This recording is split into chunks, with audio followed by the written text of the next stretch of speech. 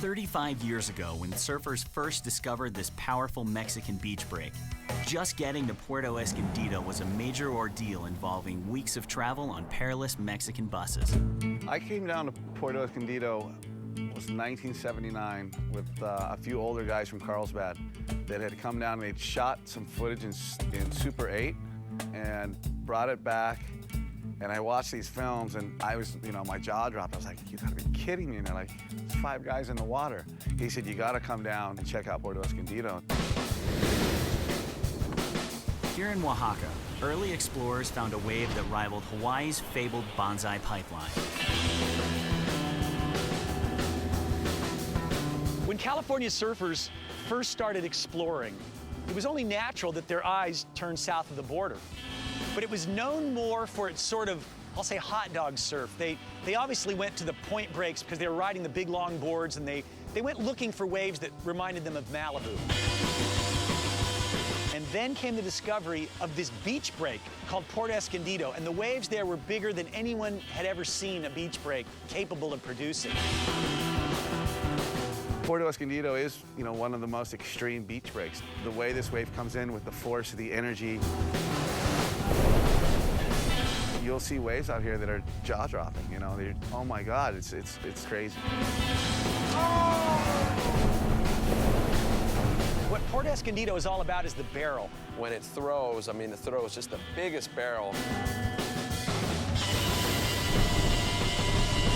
And not a drop out of place. It's just perfection. The color is, this really nice, dark royal blue. When you're dropping in and then you pull into the barrel and you're really deep in the barrel and the tube inside is like almost aqua blue. You're just pumping in the wave and it looks like you're never gonna make it out, but it just keeps throwing perfectly.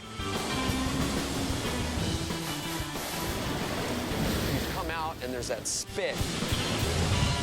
Like warm air from inside of the barrel spitting to kind of close the whole wave and you come flying out, and it's just like a sigh of relief. At the same time, another little section of adrenaline that just says, oh, that was perfect. It just makes you want to go do it again and again and again.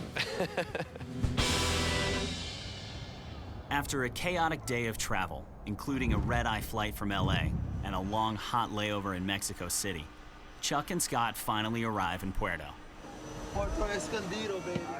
From the airport, it's a 10-minute ride to the beach, and their limo has arrived. ¿Qué pasó, flaco?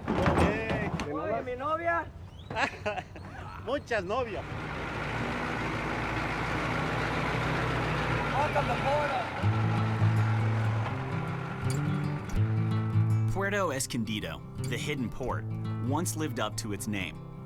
Beyond its resort and internet cafes, it still remains, at its heart, a sleepy Mexican fishing village. The really cool thing about chasing waves, it's kind of like the hunt. It's an adventure. Everywhere you go, we are searching for the biggest surf that, we can ride, but we don't necessarily get that. It all hinders on conditions.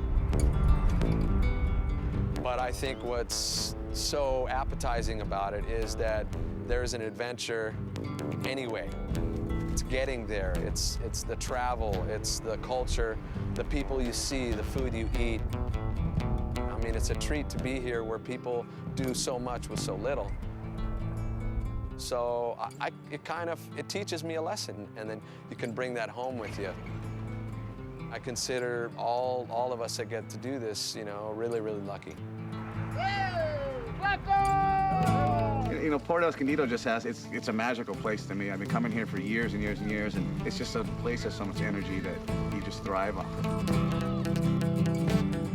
You can be out in the water, you can hear it from the Army base, you can hear them playing their anthem or their morning reveille. And then occasionally the people are burning some things in their crops and whatnot, so you're getting you can smell a little bit of smoke. All these senses are blowing through the valley out to the ocean. And that lets me know when I smell all that, that you're here, you're in Puerto.